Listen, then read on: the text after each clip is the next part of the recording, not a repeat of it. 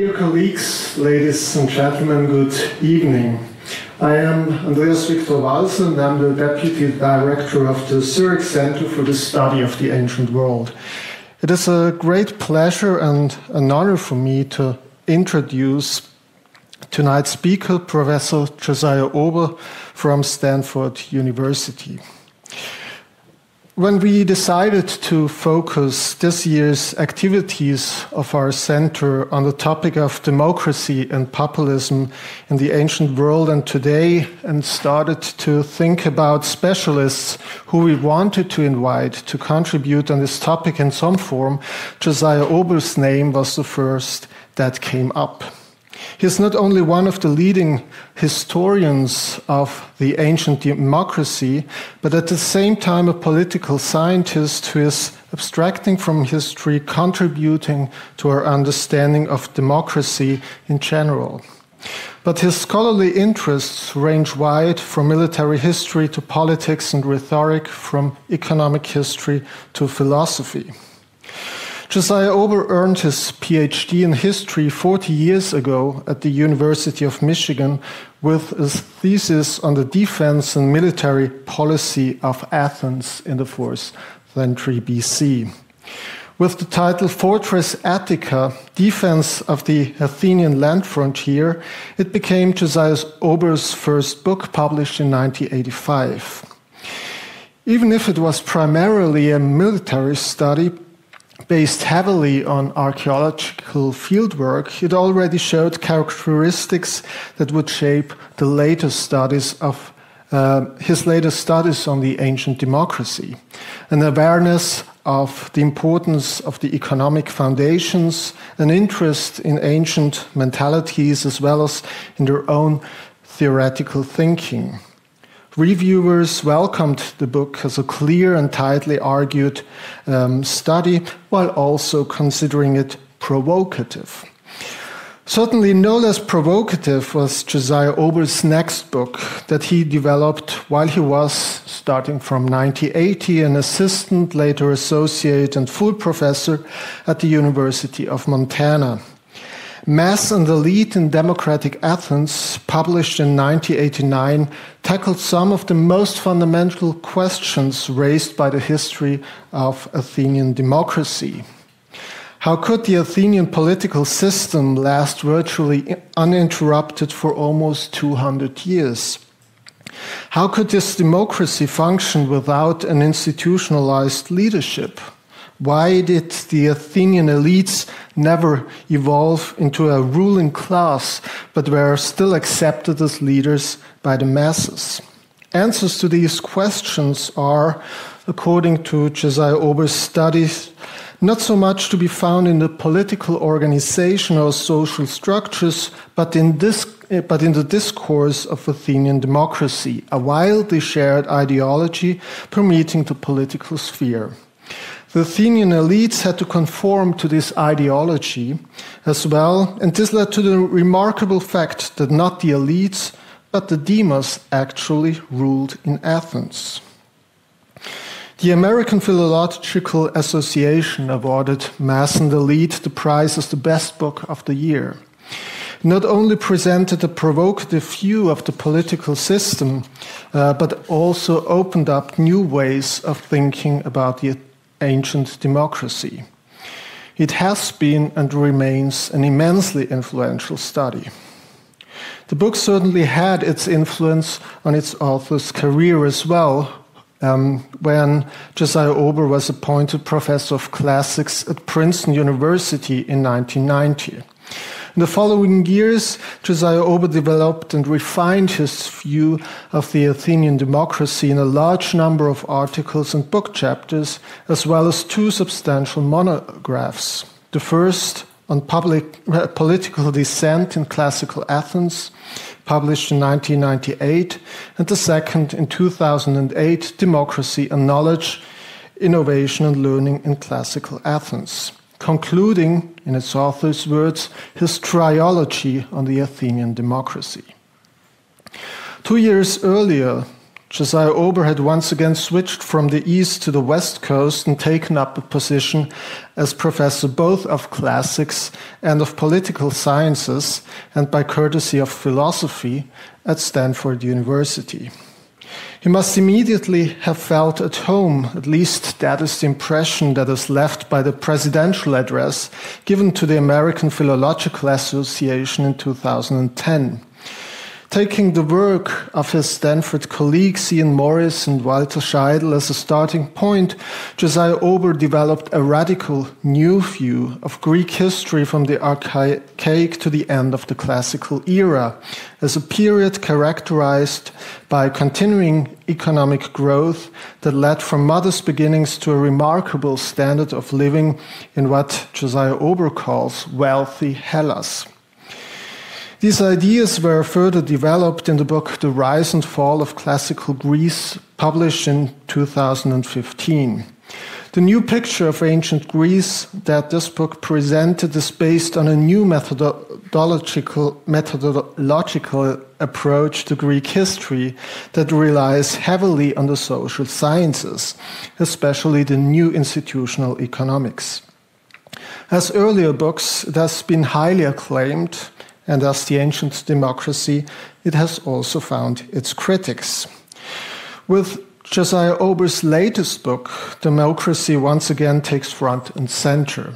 With Demopolis, Democracy Before Liberalism in Theory and Practice, Josiah Ober asked what really is at the heart of the political system we are living in, the essence of democracy, the rule of the people. There could be said much more about the books Josiah Ober edited or the large number of articles he has published. Much could also be said about the various accolades he received for his work, but I will spare you all that. We are extremely glad that Josiah Ober accepted our invitation to give a ZAZH Lecture and teacher workshop this October, and we were very much looking forward to having him here in Zurich. However, as so many other things, the pandemic has prevented this, and Josiah Ober cannot be here in person. We are all the more happy that Josiah agreed to give this lecture through Zoom, and we are now eager to hear his thoughts on democracy without liberalism. Must it be illiberal populism? Dear Josh, thank you very much for making this possible, and I'm happy to give you the word for your talk. Thank you so much, Dr. Walser, and I am just delighted to be able to be here, even in this virtual way. I hope to someday be able to visit you in person and to meet all of you face to face. But in the meantime, it's very good to be able to offer this. And so once again, my thanks to the organizers of the lecture and of the conference that will be, or the workshop that will be following. So now I'm going to try to share my screen here. Good, okay, great. So the beginning of this talk is an assumption that you have some worries, that you're worried about democracy, that at least in the United States, we tend to worry about polarization, political polarization, gridlock, the inability of the democratic institutions to accomplish what they need to, the possibilities of just chaos. And both in the United States and, of course, in Europe, a worry about populism, ultranationalism, and in the background, concerns about climate change, massive problems that we may not be adequately addressing. And so there are worries on both sides, and you can come up with all sorts of images that indicate those kinds of worries. So the assumption is, secondly, that you have some questions that require answers that are based on these concerns, on these worries. and that you believe that the talking heads and the media pundits and the Twitter storms are not where we're going to be finding the proper answers. So you think maybe it's time to move on to some other kind of thinking about what's happening, how to answer these worries. And finally, the assumption then is that you hope that history and political theory might offer some insight into the problems that we're all worried about. So the premise of this talk and of the book that I wrote on this topic is that government should be understood as a set of rules, that is, institutions, laws, regulations, that make possible widespread cooperation on important projects, on public projects, as well as individual projects by many people who have diverse interests. So this Demopolis project, the project of the book, argues that liberal democracy is a hybrid form of government, and the hybrid is prevalent and indeed attractive to many people, including myself, but it is not inevitable. Democracy existed before liberalism, it antedates liberalism, and if that's true, then democracy can be distinguished from liberalism. And by attending to the distinctions between what democracy is and what liberalism is, then we can actually learn some things, and maybe some things that are important about at least beginning to think about addressing the kind of worries that we have. So I'm going to suggest that contemporary liberalism, anyway, thinking about liberalism in political theory of, for example, Jürgen Habermas or John Rawls, contemporary liberalism is committed to autonomy and promoting the autonomy of the individual, to the rights of those individuals and the rights that are inherent and inalienable, to the neutrality of the state in respect to religion and other value considerations, to distributive justice across the body of those who are subject to the rules of the government. Basic democracy, by contrast to contemporary liberalism, is collective and limited self-government by citizens. So if that's right, then basic democracy is not just the same as liberal democracy. It need not be opposed to liberal democracy, but it's not the same as liberal democracy, in that basic democracy is not committed to autonomy or rights or state-level neutrality or distributive justice. But by the same token, basic democracy is not majority tyranny. It has the potential to be a foundation for liberal democracy. And as I'll argue, it draws our attention to the necessity, but also the value of civic education, of the education of citizens.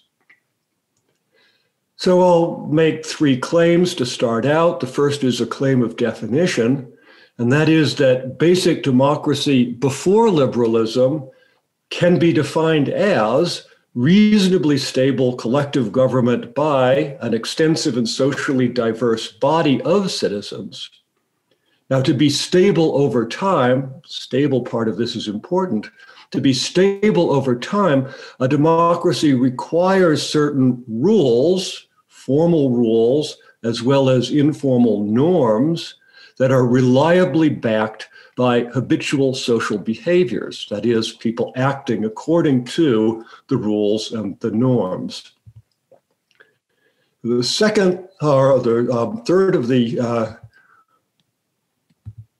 the second of the claims is a value claim, that is, that basic democracy is good for citizens in that it allows them to live relatively well and securely and without a master. Third part is really important.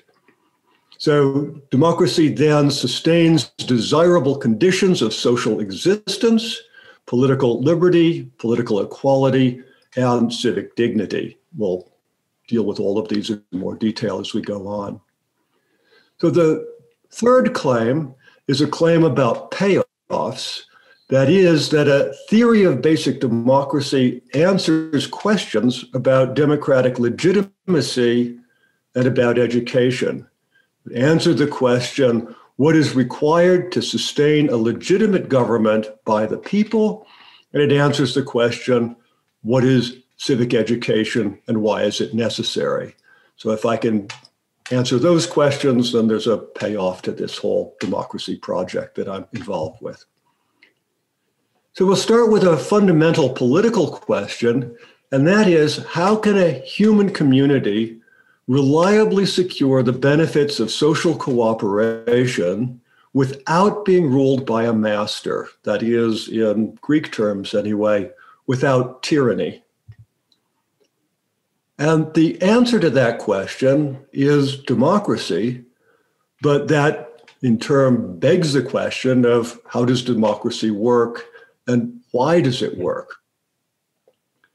So cooperation without autocracy, as anthropologists have demonstrated, is quite easy in small groups. For example, groups of human foragers, that is, the conditions that all human beings lived under throughout most of human prehistory until the beginnings of agriculture around 9000 BCE. Cooperation without autocracy is, however, difficult at large scales, that is, beyond about 150 or 200 people. And this is because once you get into larger scale societies, there's the possibility of free riding, that is, gaining the benefits of social cooperation without participating in providing those benefits. And there's also a problem of the tragedy of the commons, that is, people taking more from public goods than the public good can sustain. Autocracy is a historically common answer, therefore, to the problem of scale, to societies getting larger. Autocrats can deal with free riders, can overcome the commons tragedy simply by demanding and backing up their demands with force that people act according to the behavioral norms that the autocrat establishes. Well, Athenian history offers an alternative and a democratic alternative to scaling up, getting a society larger without having tyranny. And I'll also offer a thought experiment that does the same sort of thing. So let's start with our historical case. This is a classical seminar in part, thinking about the Greek term demokratia. So demokratia, of course, is a compound of demos, that is the people, and kratos, power. But we have to ask, in what sense does the word demokratia understand each of these two parts of the compound? So demos in Greek has several meanings: a local meaning as a village or a town, a political meaning as the citizenry of a polis, of a city-state, an institutional meaning, that is a citizen assembly, a ecclesia, and finally a sociological meaning, that is the poor or ordinary or non-elite people who are then contrasted to the wealthy and powerful elite. Kratos has two primary meanings, which we can reduce to power over, that is, forms of domination, and then power to, that is, strength or capacity. So the question is, what does demokratia mean, since we have these various possibilities?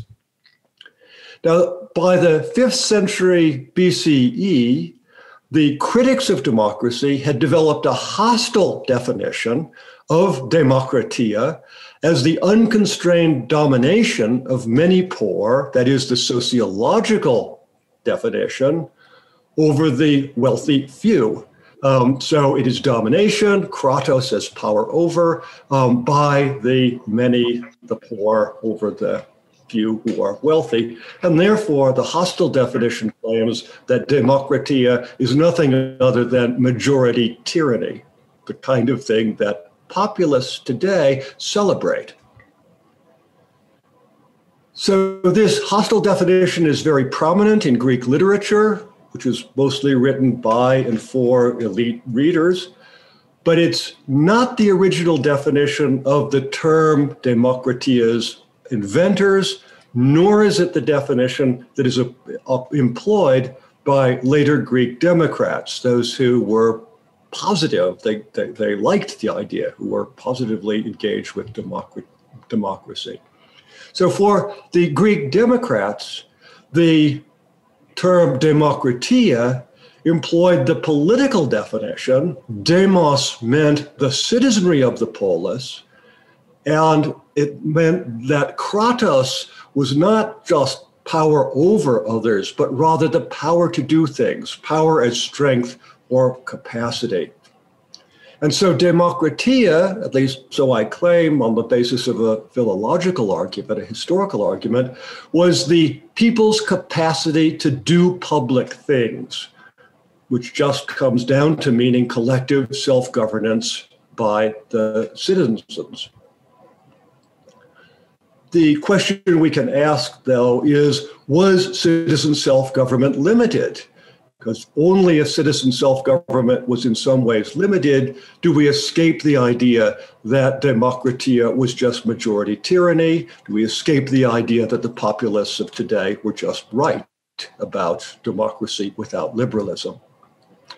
My answer is that yes. In Athens, already in the early 5th century BCE, in the ostracism law, and then especially in the reforms of lawmaking procedures in the late 5th century and the early 4th century, we see the idea of limitation of the demos power, the demos limiting its own power. In the ostracism law, for example, the rule was, and it was maintained throughout the period in which ostracism was used, that ostracism could only be carried out once every year, and it had to be done according to a very special procedure, which required 2 votes by the people, and so on. So that rather than simply using ostracism to expel anyone whenever the demos might wish, the rule of ostracism already bound the demos' power to expel individuals in this special way. The lawmaking procedures, once again, in various ways, limited the power of the demos through democratic procedures. It was a self-limitation by the demos of the demos power as a people's assembly. So the motivation for limitation was not the contemporary liberal concern for human rights or a 18th century 17th, 18th century concern for natural rights. Rather, it's a concern for social equilibrium and recognition in times of crisis that social equilibrium was essential for security and prosperity. And here I just refer you to my former student, Federico Carugati, a wonderful book on law, democracy, and growth in classical Athens, published just last year.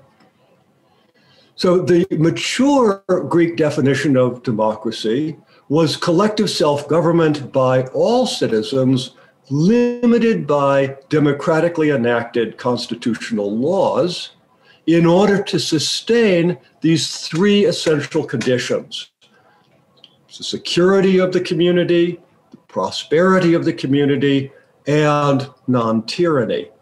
So security and prosperity are, I'd argue, goals of just about every complex state, but non-tyranny is the special feature of democratic states. So moving from the historical case of Athens to a thought experiment, you might ask, why bother? After all, don't we learn enough from Athens? And the answer is that ancient Athens comes with a lot of historical baggage. That is, citizenship is limited to adult males in a way that would not be recognized as democratic in any modern state.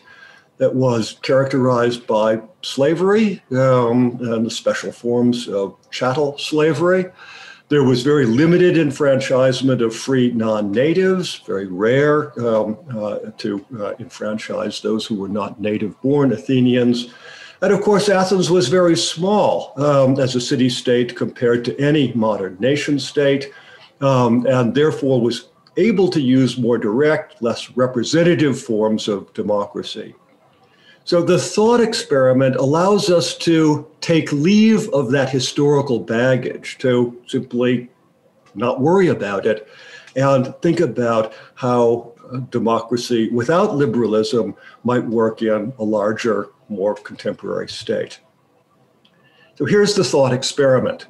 Now we need to now imagine an ordinary human society, and a society that has a distribution based on the tolerance or the preference for autocracy. So some people in this society have a very low tolerance for autocracy.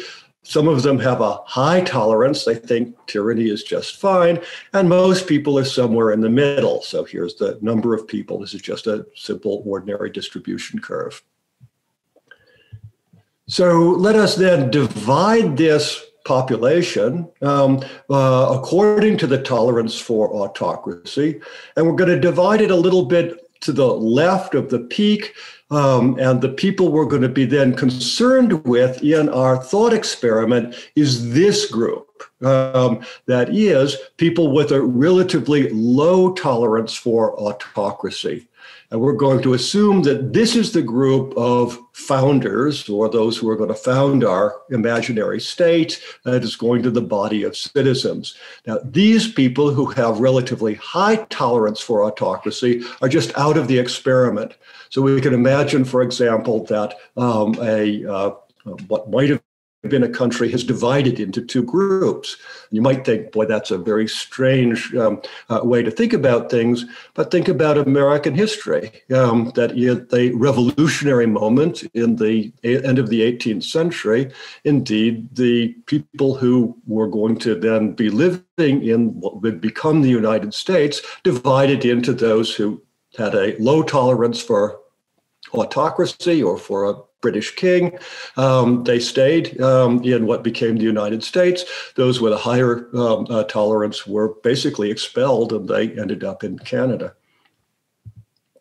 All right, so the thought experiment is that these founding citizens of the state we're going to call Demopolis must set rules for their new state. They've had a revolution or something has happened such that now these group of people with relatively low tolerance for autocracy are going to have to create some new rules. We assume they're diverse socially. They're not all just the same.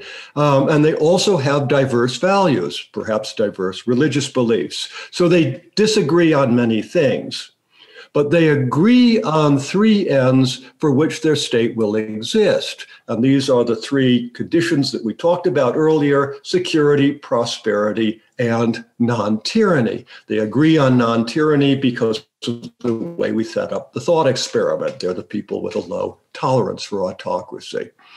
Now, I simply point out as we start the problem that democratic theorists constantly face, which is called the boundary problem, and that is citizenship precedes constitutional rules defining civic membership.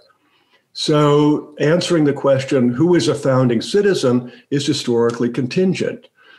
And this is really a deep problem for democracy. We could talk about it in the Q&A, but I just flag it as something that I'm aware of. All right, so we think about the three ends then for which Demopolis exists. Security means just simply not living in fear. That is, the state is capable of responding to attacks or threats from hostile rivals. capable of responding to changes in its external environment. It's not threatened, or at least not endemically threatened, by civil war. It can persist over time, and citizens are relatively secure against threats to their persons, to their property, and their dignity. Prosperity means not living in poverty. Residents have the opportunity then to pursue various life projects, things that they care about beyond mere survival. The state can collect enough revenue through taxation without impoverishing its citizens, and therefore it's capable of competing successfully with rival states. So it's related to the security consideration. And finally, non-tyranny means that the state, the community, does not have any final master. No individual or faction will monopolize political authority, and there's no fixed hierarchy of political power. So we're going to ask what are the preferences of the citizen founders. The preference ordering is that they are willing to pay some costs, some time, some effort, pay taxes to achieve those three ends, which have to be achieved simultaneously. They do not, however, plan to devote their whole lives to self-government. They're not citizens full-time. Each of them plans to pursue his and her own projects, as well as devoting some energy to sustaining their common project, their Demopolis project.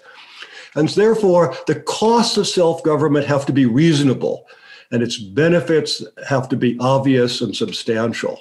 Non-tyranny is important to the founders of Demopolis, but it's not all important. If it requires that they give up everything else they might care about and live their lives entirely to sustaining their non-tyrannical government, they may decide that the cost is simply too high. So we can think then of the utility function, sort of what they want, what their preferences are, as sort of mapped out in this little graph. At the base, they want to at least have enough goods to have a bare existence. That's essential. They want to live. They want to sustain public goods, security and prosperity and non-tyranny, but they also want to have space in their lives to get on with their own projects, projects that they value.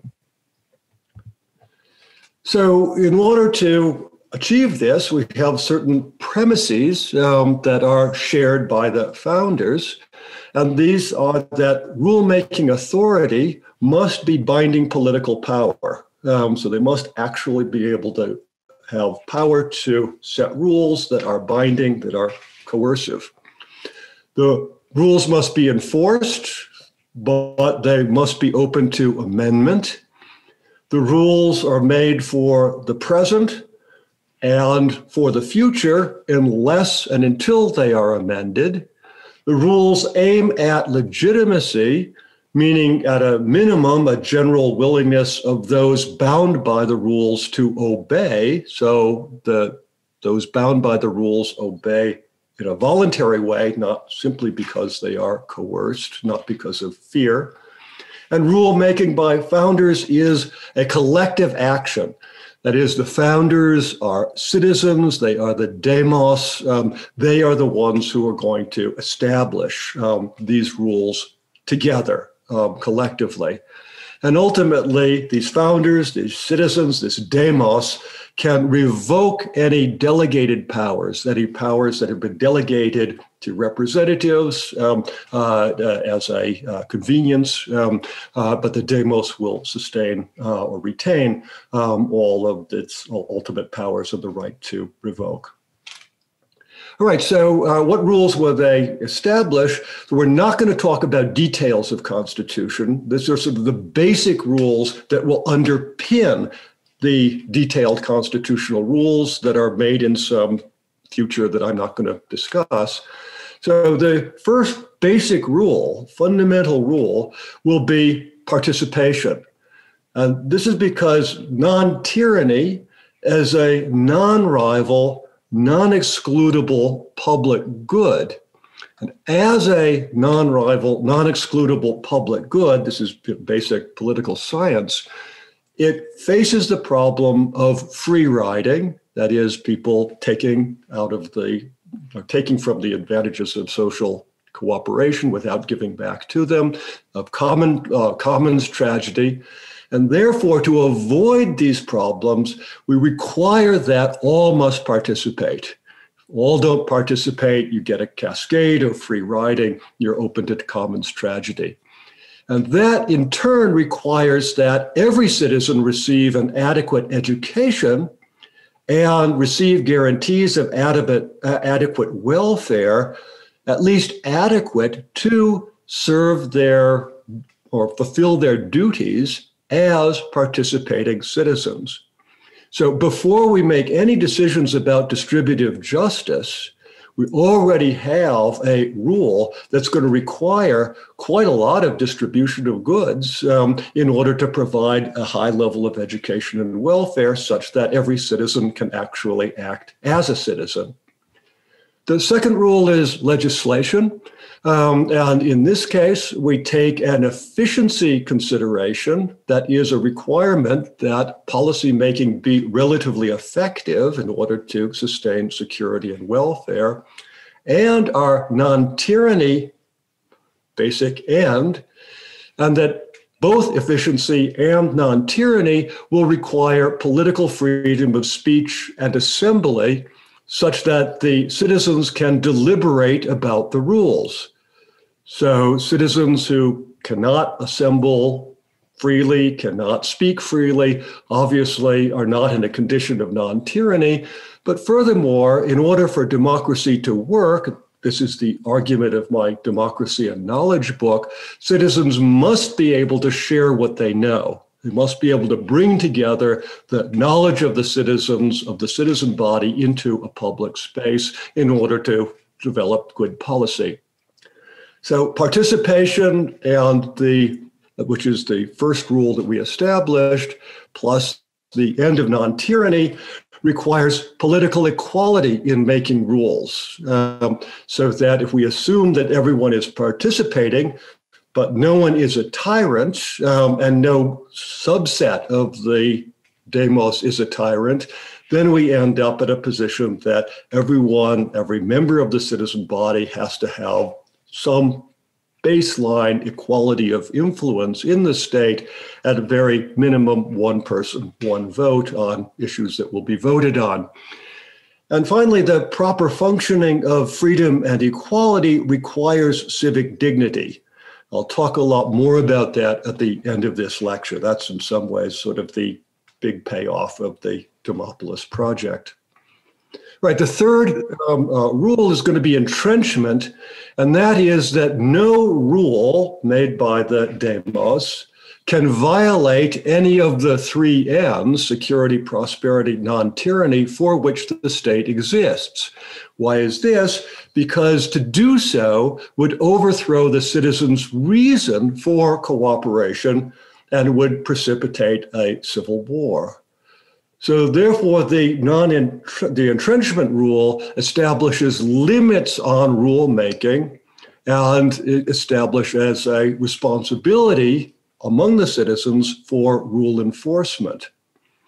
Citizens' responsibility for rule enforcement, that is resistance to violation, also requires common knowledge of the rules, which means the rules must be clear, they must have bright lines. If the citizens themselves are ultimately those who enforce the rules, they have to know what the rules are, and the rules have to be clear.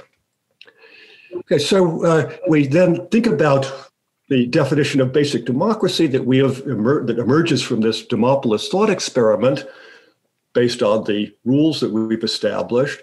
We get a definition as collective and limited self-government by an extensive and diverse citizenry aimed at the three ends of non-tyranny, security, and prosperity. And that is, I would suggest, just about identical to the mature Athenian definition based on history. So what we're doing is showing that theory and history can come down to the same place. All right, going to the question of sustaining Demopolis. Once we have founded it, we founded it with these very basic rules. We imagine that they're going on to making actually detailed constitutional rules that will be in conformity to the basic rules. After the founding, then, to be a citizen will require a positive act of assent, not just passive consent. So when the young who were not of an age of citizenship come of age in Demopolis, when the decision is made about immigrants, those who may come to join Demopolis and want to become citizens, we're going to have to think about how you become a citizen. And the argument is it can't simply be consenting to authority, but rather assenting to being a participatory citizen. So after this founding generation, then the potential citizens, born or immigrants, will require reasons to pay the cost of citizenship and also the chance to learn habits that will sustain democracy. So we have to give new citizens reasons that the relatively high costs of participation ought to be paid. And also we have to allow them to learn those habits. Civic education then must supply those reasons and teach those habits. That's the essential role of civic education. The argument is you can't have a basic democracy of the sort I'm suggesting without a really serious investment in civic education. So what will be the content of civic education? Well, it must offer principled arguments for both the instrumental and inherent value of democracy. That is, why is democracy good at delivering the various other things that we want? Security, prosperity, a chance to get on with your own private projects. But also, why is democracy a good in itself? What is its inherent value? So what is democracy good for, and why might it be valued as a good in itself? And there are various arguments that can be made, and in the Demopolis book, I suggest some of those arguments for why democracy might be valued as a good in itself. The civic education might be imagined partly as classroom education. That's the kind of formal education, but it also includes the lifelong experience of living as a citizen and practicing the role of citizen. So it's a matter of learning to be a citizen across the course of a lifetime by doing what a citizen does, by participating in the civic activities of the community. And finally, it offers a chance, civic education must offer a chance for each individual to adopt a strong and central civic identity that is positively identifying oneself as a citizen. So not only as a member of an ethnic group or a religious group or some other defined identity, but also having a shared identity as citizen. So we think about democracy or Demopolis, the special form of basic democracy in practice. I'd like to focus here on civic dignity. So civic education is meant to teach that citizens have joint and several, that is, collectively and individually, have responsibility for sustaining the conditions that are necessary for democracy, these conditions of liberty and equality and dignity. We focus on dignity because it's in some ways the least familiar. And so I want to talk about what civic dignity is, how it's sustained, and the limits that it imposes on various forms of government authority. So what is civic dignity not? It is not inherent and inalienable human dignity. It's not Kantian dignity. It's not a metaphysical condition of the human or of rationality or some other feature of being human. Rather, it's a social condition that's created and sustained by the chosen actions of the citizens themselves. Dignity does not mean being insulated from values or opinions or social attitudes or forms of expression that are very different from your own. The point of civic dignity is civic participation, and participation requires confronting difference. So we can't find, you don't want to get the idea that civic dignity means you never have to be offended by anything that anyone else says. Rather, civic dignity is something that is quite specific. Positively, what is it? It is having the status of citizen. That is, a citizen worthy of free and equal participation in politics. So if we think about Aristotle, a citizen is worthy and capable of ruling and being ruled over in turns. That is, capable of being a full participant and also capable of being one who is subject to the rules that are made collectively.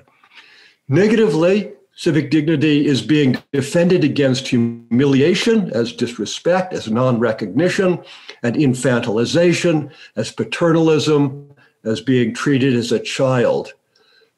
Being protected if and when it interferes with active participation as a free and equal citizen. So here the example I think of is the Jim Crow laws, the laws that throughout much of the United States until the 1960s were systematically meant to interfere with the active participation of African American, Black Americans. Great. Why does democracy require dignity? Because citizens treated with disrespect when they attempt to speak or associate as citizens are unable to exercise their political liberty. Once again, liberty is a basic, political liberty is a basic condition of this basic democracy.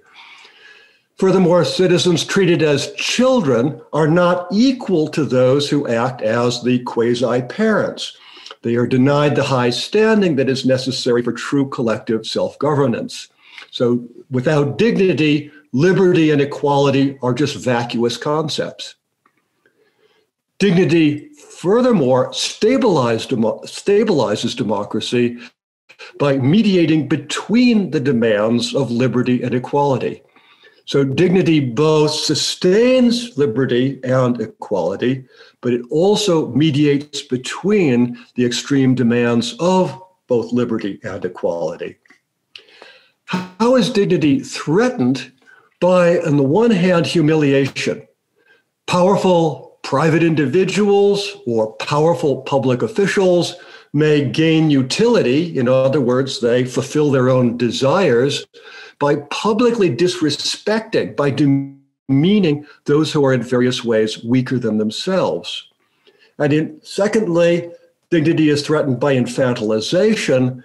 In this case, it's typically some sort of well-meaning paternalism whereby individuals or government officials treat some adults as children, overprotecting them from risk and limiting their choices. So the defense of dignity must be recognized and must be taught in civic education as the responsibility of all citizens. Not only are you responsible for, let's say, voting, but also for defending dignity. Dignity is robust if it is sustained by individuals' self-interest in living as a dignified citizen, if it is defined by clear line rules forbidding indignity, enforceable rules, and finally by habits that are formed through living by these pro-dignity, dignity-sustaining rules. Democratic institutions then provide mechanisms and incentives for both public officials, but also for ordinary citizens to defend those whose dignity has been in some way threatened. So here's a little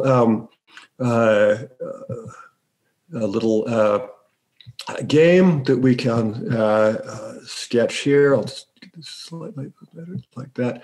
All right. So in this, this is for those of you who like simple game theory, you'll understand what's going on. For those who don't, it's actually pretty self-explanatory. The idea is that this is a civic dignity game in which we assume that person number one here is an elite individual who's going to move first in our game. And this number one is going to have to choose to humiliate this other citizen here or not to humiliate this other citizen. Now, we assume that person number one is an arrogant citizen who would, in fact, take pleasure in humiliating, would like to humiliate if he can get away with it. The second player here is imagined as an ordinary citizen, someone who has had a democratic civic education, or we can imagine it simply as collectively the demos. And if person number one chooses to humiliate, or player number one chooses to humiliate, player number two that has to choose whether to punish the number one, in which case we get the outcome of dignity defended, or simply ignore the actions of player number one, in which case we get dignity lost. The third outcome is that player number one chooses not to humiliate, in which we just have dignity respected. Now, how is this game going to be worked out? What's the end of the game? Well, the game has a dominant path of dignity respected, and that's because of the preference orderings of person number one and person number two.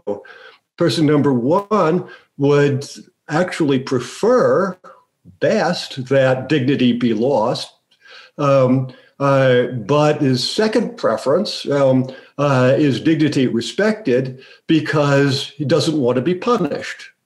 No, the player number two, the ordinary citizen or the demos, has a preference ordering of just dignity respected, would prefer that person number one not humiliate in the first place.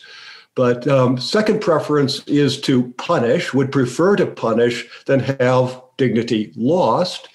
Because of this, person number one can't get his preferred outcome of dignity lost because two will choose to punish rather than to ignore, and therefore the dominant path is dignity respected. So the idea here is that the rules can sustain a condition of dignity as non-humiliation, even in the face of some nasty people who would prefer to humiliate. And arguably, there are such people in most societies.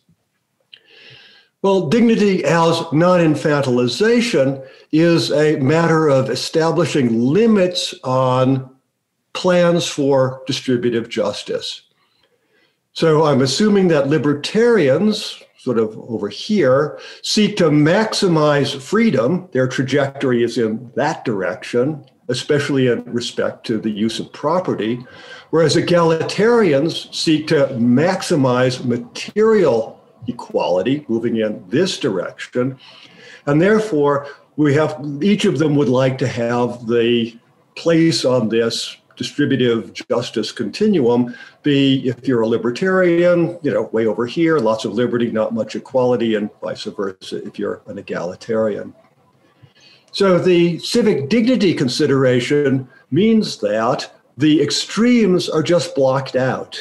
The libertarian doesn't get to have the maximum preference because of the indignity is created by simply a lack of resources. The citizen does not have what the citizen needs to act as a citizen. And furthermore, the egalitarian doesn't get just what the egalitarian means because indignity is also manifest by the kind of intrusive demands, the limitations on risk-taking and choices that a very intrusive state can impose. And so we get in the middle a kind of zone of dignity, a zone of infantilization in which neither extreme is allowed. And the zone can be quite expansive. We don't have to have a particular point on this distributive justice continuum, but we see we can't have either of these extremes. So by conclusion then, Demopolis does not provide all the things that liberals value, but it sustains political conditions of freedom, equality, and dignity.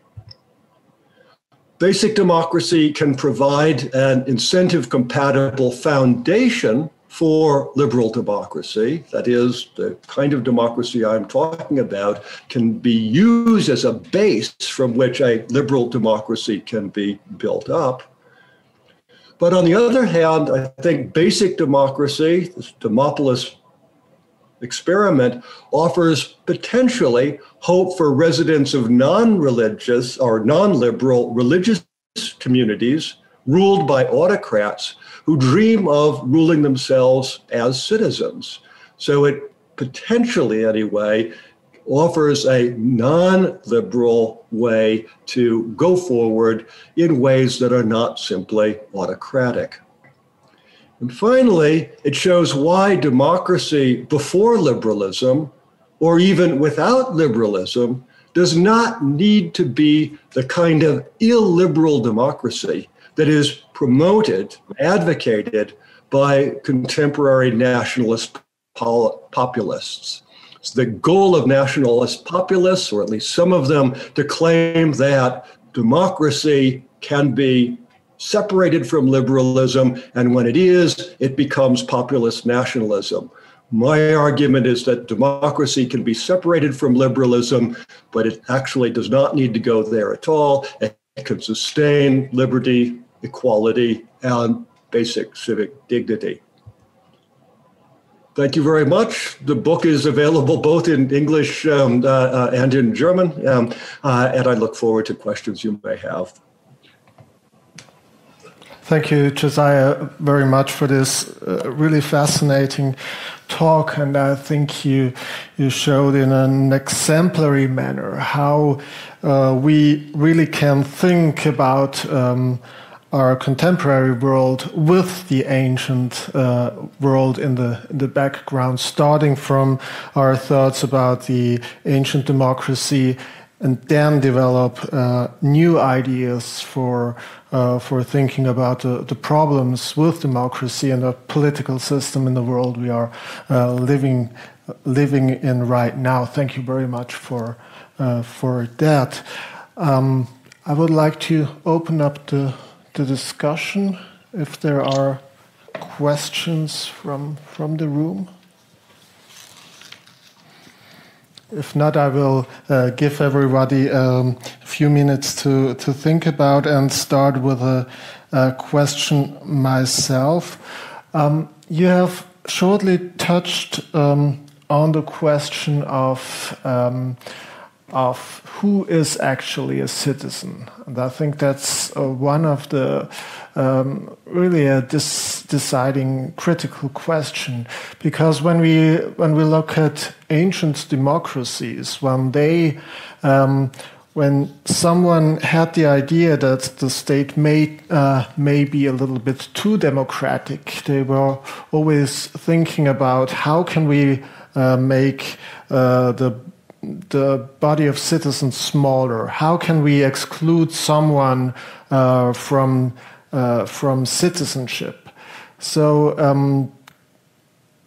you talked about an extensive body of citizens. When is it extensive enough to be actually called a democracy? I mean, the classical case of Sparta, where every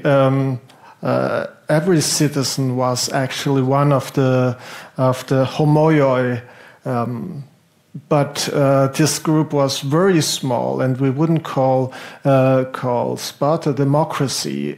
Shows this, I think, in a quite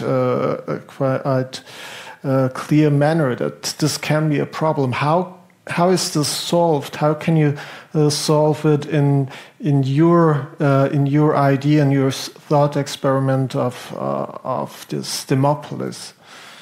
Yeah, no, that's a very important question, and for anyone interested in using history as a way of thinking about contemporary problems, we have to be able to answer that because, of course, Athens, which was in many ways the most democratic, or at least the best documented a democratic ancient society, probably before the late 19th century, obviously excluded many people who would be not accepted as, or the exclusion of which would not be accepted today.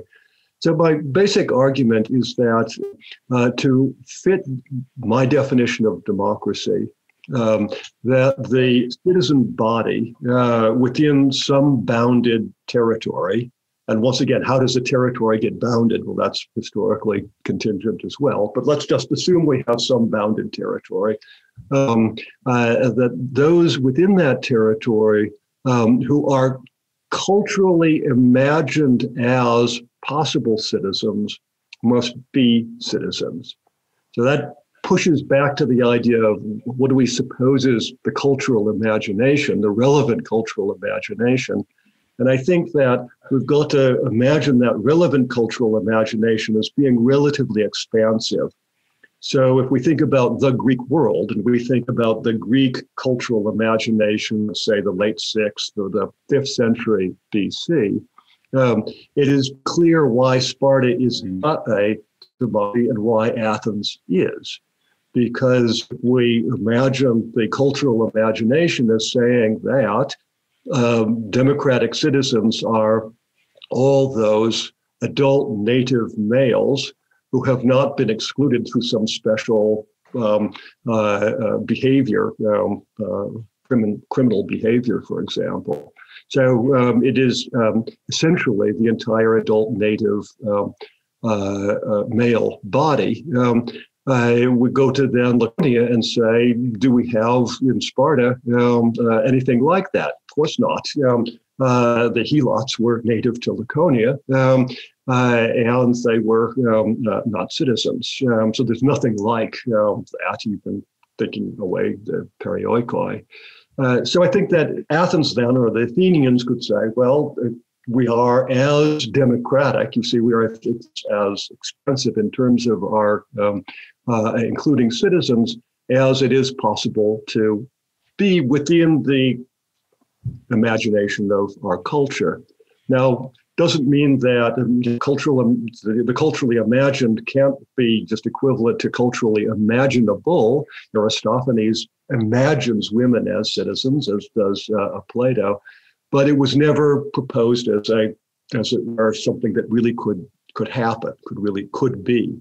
That's, which is a pity, of course, but it's that's the way I think it's answered. And as cultural imagination expands, then, or as the culturally imagined expands, then the body of those who must be citizens for this definition to fit also expands, which is why in the 20th century, if we say we now have a worldwide or international or global imagination of democracy, any society that claimed to be democratic but excluded women would simply be thought to be absurd because it's so far away from the relevant cultural imagination of what constitutes democratic citizenship.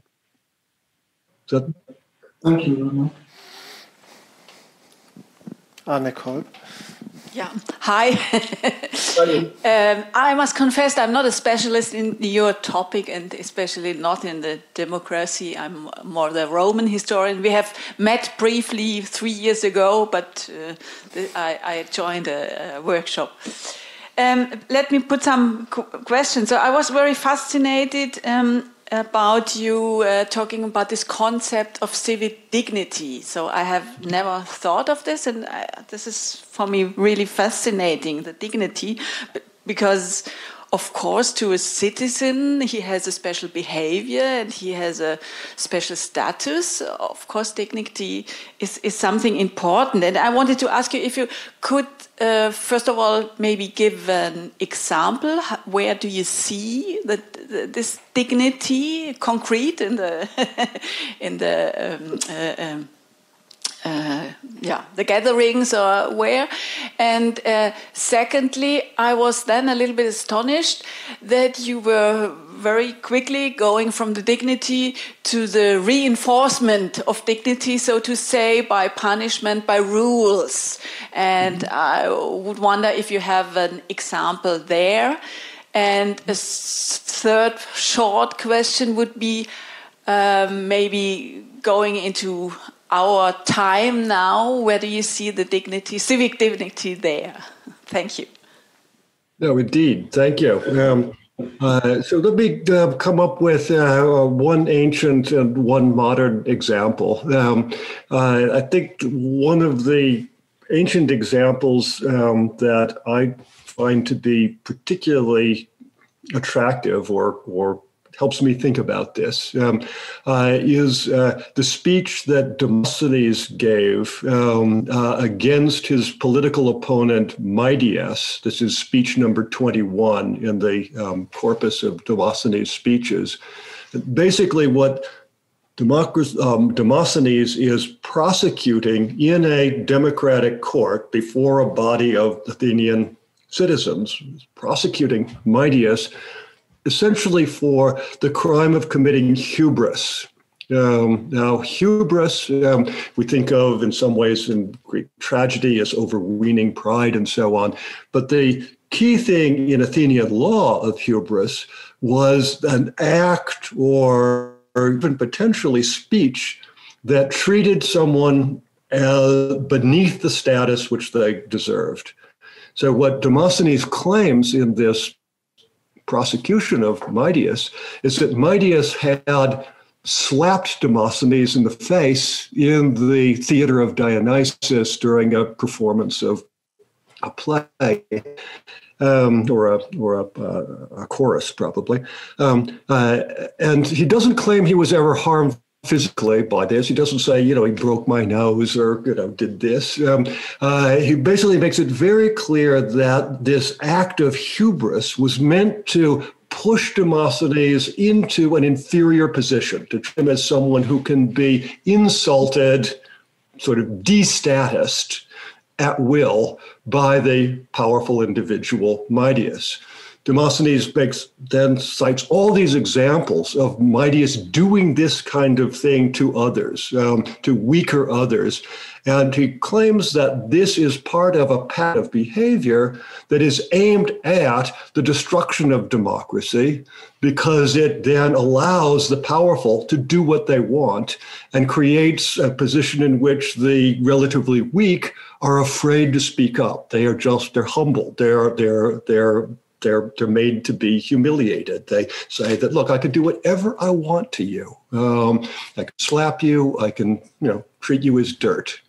And Demosthenes says, if this is allowed to go through, the democracy is lost. And he argues this really in a lot of detail. That's really striking. He doesn't say that I was physically harmed. He doesn't say he robbed me. He doesn't say he did none of these other kinds of crimes. Rather, he attempted to attack my status. And that's what he attempts to do. He attempted to humiliate me successfully.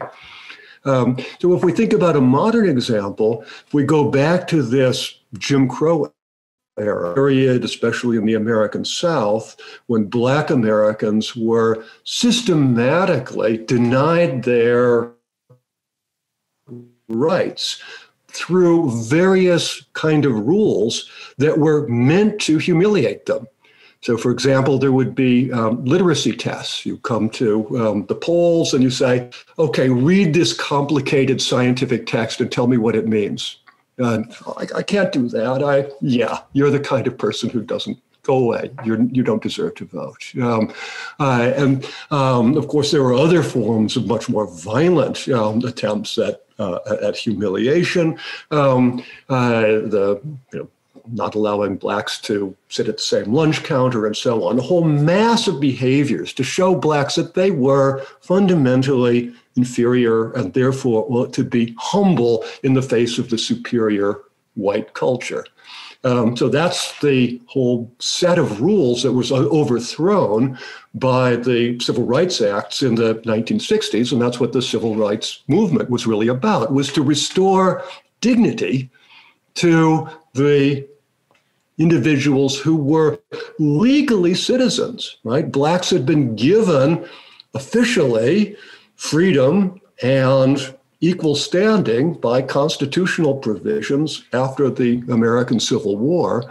But then these new rules were put in place that were meant to make that constitutional grant of liberty and equality meaningless through imposing indignity, humiliation and infantilization, through humiliating and treating them as children. So that's, I think, what democracy has to stand against. And has to create the kind of rules that makes that kind of behavior, that makes creation of local rules or local behaviors illegal, such that those who do have the standing as citizens can, in fact, act as citizens and act as free and equal citizens with high standing without fear of humiliation or infantilization. Does that begin to catch the sense of it?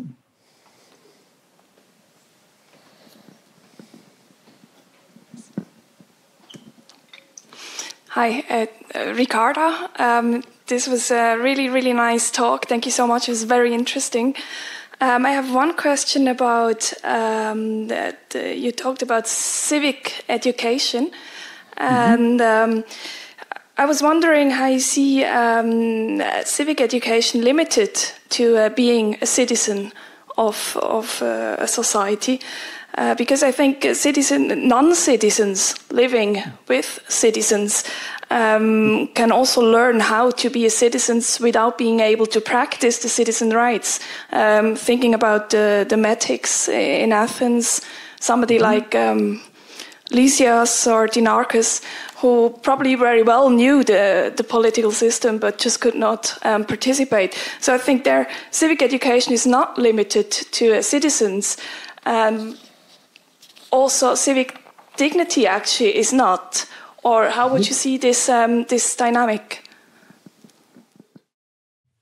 Exactly correct. So in the Demopolis experiment, I assume that all residents of the community be given, basically, at least in terms of formal schooling and so on, a kind of civic education, because you always have to assume that every resident might become a citizen.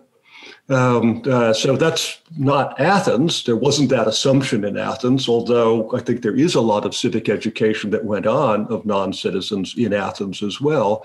But I think in Demopolis, or any basic democracy of the sort I imagine, it's necessary for the state to assume that any resident, or any at least long-term resident, not maybe a casual tourist, but any resident could become a citizen, and therefore must be given the education that allows them, at the time they do become a citizen, to fulfill their role as a citizen.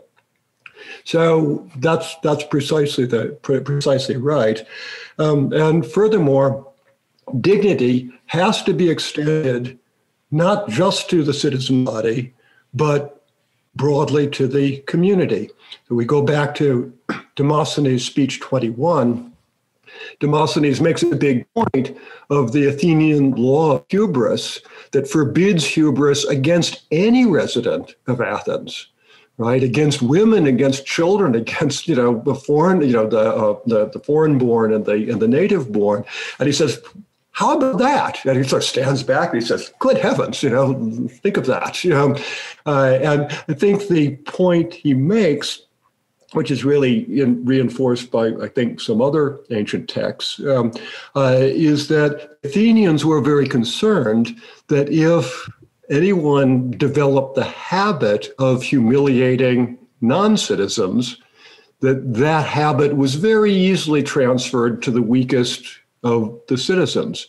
So if I start acting in ways systematically to humiliate foreigners or slaves, for example, just slapping them in public whenever I care to, it's very easy for that behavior to then slip over into behavior towards citizens. So even if we don't assume any basic concern for the human dignity of non-citizens, a Demopolis-type regime, I think, must impose rules that limits behavior that is humiliating or influencing towards non-citizens as well.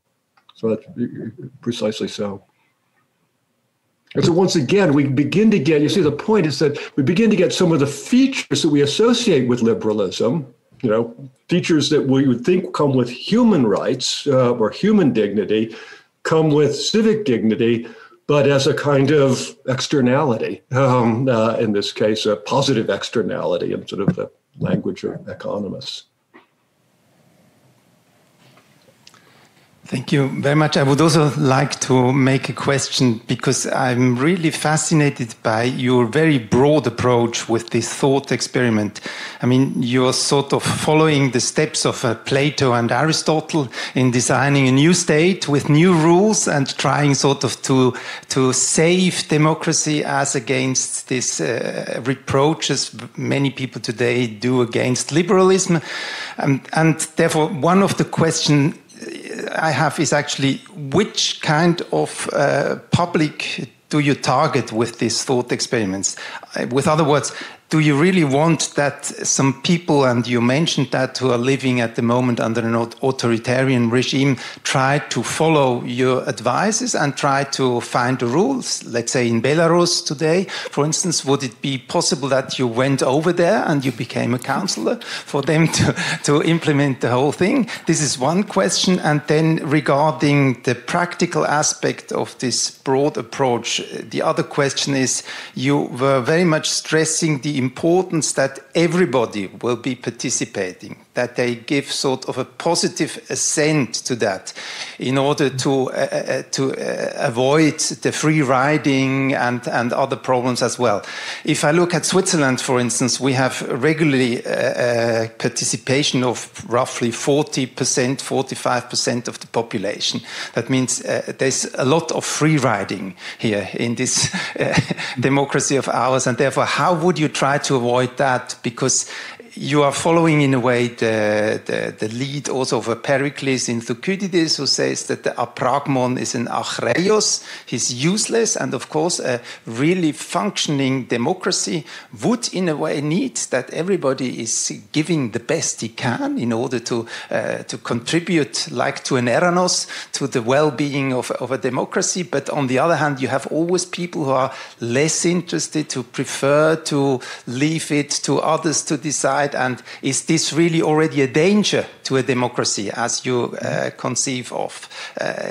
And the last question is a very large one in a way, also following a little bit the Platonic impulses of his state, because I mean he would probably say, and in particular also regarding dignity and things like that, can you really have this guaranteed by this kind of civic education without any kind of moral or ethical implications or preconditions as well?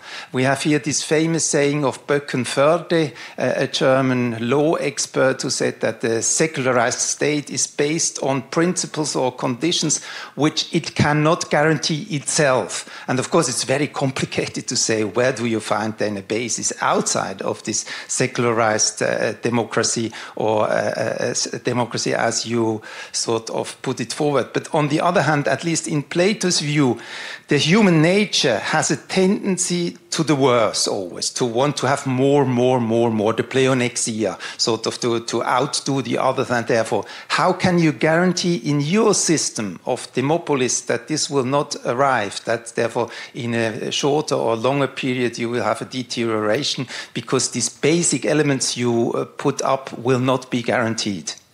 Mm-hmm. Well, thank you. That's an excellent set of challenging questions. I'll try to answer them more briefly than they deserve, simply because I know we have some limits in our time. So the first question, in terms of sort of the practical application of this, I do not intend this to be a policy document as such. I don't think that's the role of political theory, but I did have a actually fairly pragmatic worry that began this whole project.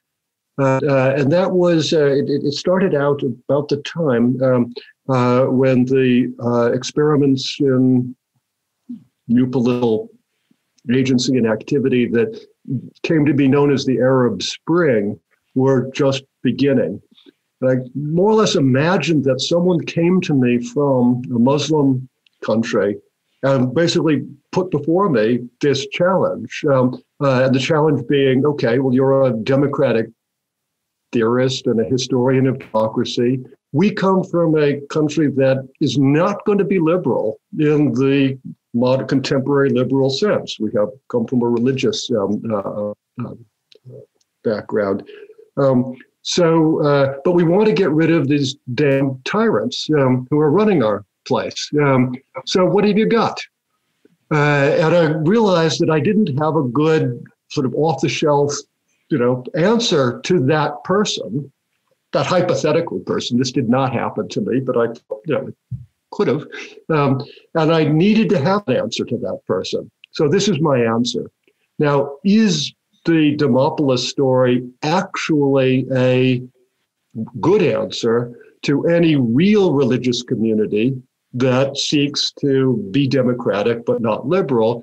That really gets into the weeds of, well, exactly what does your religion demand? So that would get, we'd have to, get a lot more detailed, and that's for the policy people to sort of work out. But at least I have an answer that in principle, there is a way to think about democracy that doesn't import the kind of value neutrality that contemporary liberalism requires. And so in my mind, I wasn't avoiding that question, which seemed to me to be actually an important one. The question about assent versus consent is really, I think, an interesting one. And one of the things that one might imagine is that instead of citizenship being automatically conferred to a native individual who achieves a certain age, that there would be an opportunity, perhaps beginning at some given age, but then potentially across the course of a life, to make that positive affirmation, to, in a sense, take an oath of citizenship, to take on the duties of citizenship, and therefore to reap the benefits of citizenship, whatever we imagine them being. And those who choose not to make that positive assent would then not be citizens. They would not be part of those who vote or make the rules or can stand for office and so on. And they might be subject to various disabilities. I mean, they might be taxed at a higher rate, for example, because they're not paying the costs of citizenship, so they can pay their taxes because they're getting the advantages of security and welfare and so on. So I think one way to think about it would be to make citizenship more demanding and say you actually have to make this choice to do it. And once you've made that choice, then you will have these responsibilities, and you'll be held to those responsibilities or be expelled from the citizen body if it's shown that you're not living up to them. That's a bold move, but I don't think it's crazy as a way of thinking of some of the problems that we confront. And then the question of moral and ethical education as part of civic education. Yes, I think that civic education has to be a part values-based. It can't simply say that the only value we have is diversity. Diversity is, actually fundamentally important in various ways, but it can't be all we've got. If there's nothing we share in common in terms of some core values, let's say liberty, equality, dignity, and we hold them as values ultimately, So part of the Demopolis story is that you could start out just having these be necessary conditions, not having them be values. But I think ultimately they do have to become values that are internal. Another part of the value proposition, I think, has to be that people have reasons to think that democracy has some intrinsic value. So I think also has to be part of civic education. And that requires, biting the bullet and saying that, there are some things that we collectively value, other things that we collectively disvalue. And that means you have to give up on a complete relativism, complete value relativism. Diversity is the only value. Plato and pleodoxia, greediness, having more and more. So that's actually what I've been working on now. Have a current book project, which is really meant to address the question of instrumental rationality, which comes out of the Sophists. Think about Thrasymachus or Glaucon's challenge to Socrates in Book 1 and 2 of the Republic. And I think that ultimately Plato has his own answers to how that facet of human nature can be addressed. But it's also the case that the institutions of successful democratic states like Athens also addressed that issue. And basically, it's by making the duties of citizenship what the economists call incentive compatible, that you actually are doing good for yourself, as good as you can do for yourself, by doing the things you ought to be doing as a citizen for others in the game that you're in. The game you're in may have as your highest end defective, free riding, humiliating others, all of that. That may be your top choice, but the way that the institutional structures are put in place, you can't get that top choice, and therefore, in the game you're in, even if you're a nasty, greedy elite, you have to behave on a regular basis in a cooperative manner. I think that's really how Athenian institutions worked. They actually were incentive compatible. The slide I had, and I'll make these slides available to everyone, the slide that had the book by Federica Carugati really goes into detail about incentive compatibility and the restructuring of the Athenian democracy in the 4th century.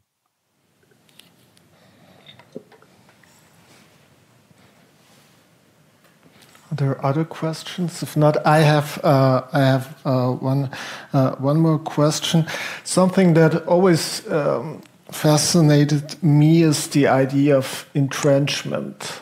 I mean, it's basically the question: how can we guarantee that the people does not act against its own best interest? I would say, and you defined that in your rule number 3, that no rule can violate the 3 basic ends of security, prosperity, non-tyranny. No law can violate these basic ends.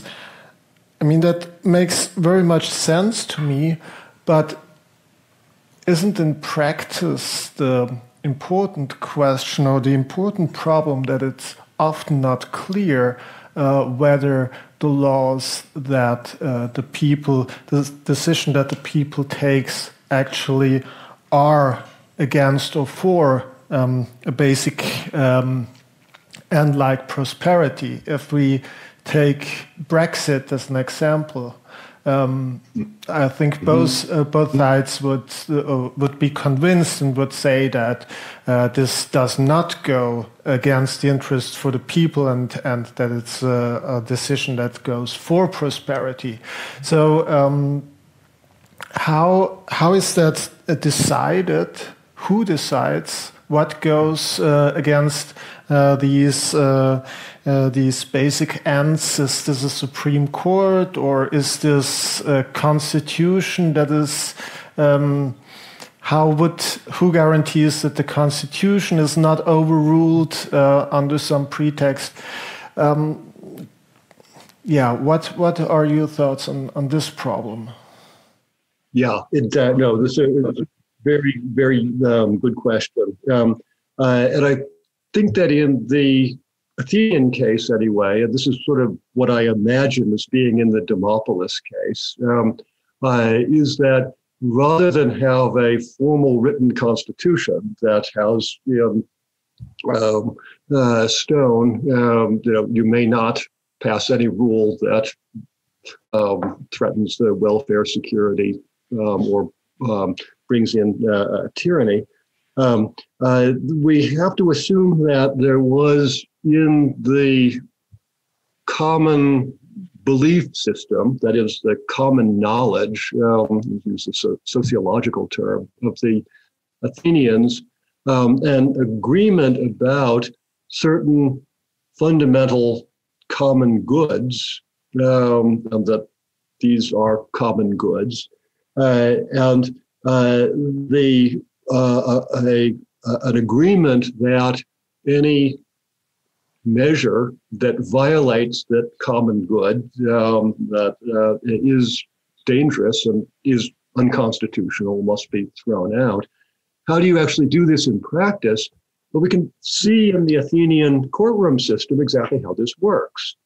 So, at least in the late 5th century, they create these two new legal remedies of the graphe paranomon, and then the law against illegal laws, and that it's possible then for any citizen to challenge any policy proposal that has been made, even that has been passed in the citizen assembly, on the basis that it was against the laws of Athens, or that it was disadvantageous to the Athenians.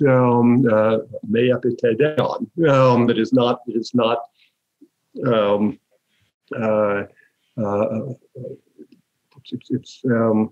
it's just simply disadvantageous. And so, how do they decide that? Well, then you have a court case, right? In which the law then is brought before a large panel of citizens who then hear arguments about why the proposed new measure is, in accordance with the laws, or the nomoi, which is also the norms, the formal laws, is advantageous, is to the benefit of the Athenians, and then others can argue against that. Once again, Federico Carugati, the same one who wrote this book, has a lovely article that basically shows why the graphe paranomon and this new rule against illegal laws would not create simple gridlock in which every rule is being challenged. And it's basically it's a game theoretic argument that builds on a lot of social science theorizing, but also maps onto what actually happens in Athens. So I think that ultimately then you have to have a citizen body that has a clear enough sense in itself about what it is that violates those basic things, that violates these, what I'm calling entrenched rules. If you don't, then probably any kind of formal constitutional entrenchment is not going to work. And once again, this is part of the work of civic education to help build and sustain that sense of what it is we are doing together and what it is that is in the common good, and what kind of things would indeed violate the stable preservation of this security and welfare and non-tyranny.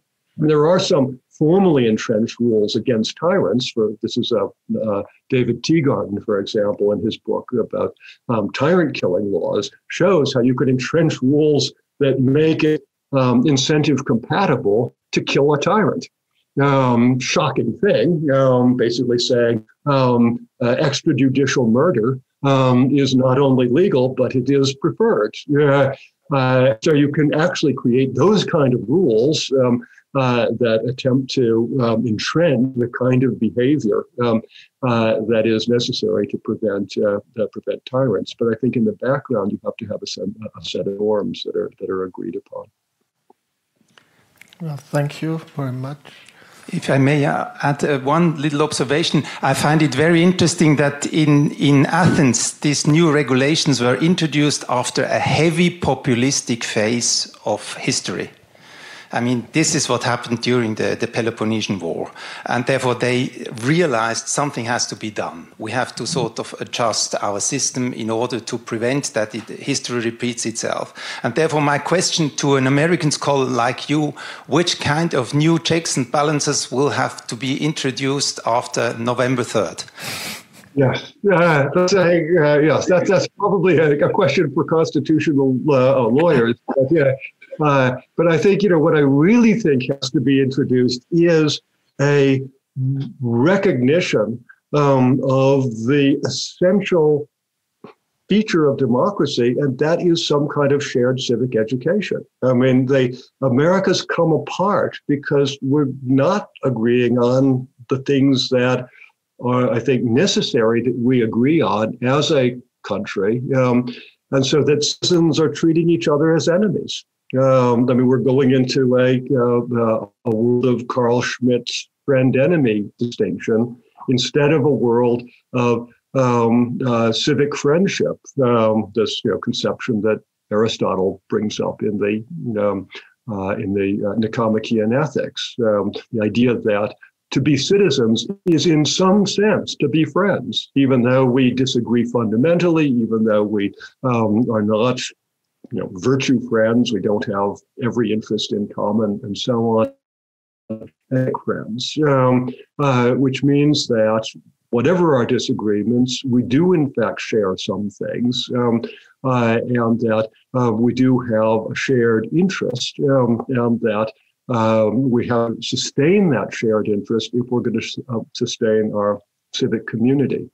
So I think really that my answer, I mean, I suppose I'm a sort of stuck record on this, is that we've failed in civic education. We've failed in actually teaching citizens to be citizens. We've failed in creating a civic identity that might be added onto, be a part of a core identity for each of us that doesn't require that you give up your ethnic identity or religious identity, but it means you have something that is in addition to that.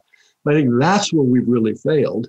And I have a project going at Stanford now, just called the Stanford Civics Initiative, that's meant to try to draw attention to the essential practices of citizenship and the necessity of teaching those practices if we're going to go on as a democratic society. Well, thank you very much, Josh. I think this is a beautiful and great end to this talk and to this evening. Both your paper was fascinating, as well as the discussion that highlighted some of the interesting points of this whole project, of this thought experiment based on Athenian democracy. I think we've learned a lot from it, and it showed beautifully how it can help to think about our contemporary world when we really start from the ancient world. And this is, I think, a project we are all involved here, and thank you very much again for this talk. Thank you. Thank you again for this opportunity. Thank each of you for your questions, which were thoughtful and thought-provoking for me. And I just welcome everyone in the audience or listening to this podcast to join us in the workshop, which will have a chance to explore some related questions about ancient and modern approaches to thinking about what it is to live in a community together and to achieve cooperation. Thanks a lot.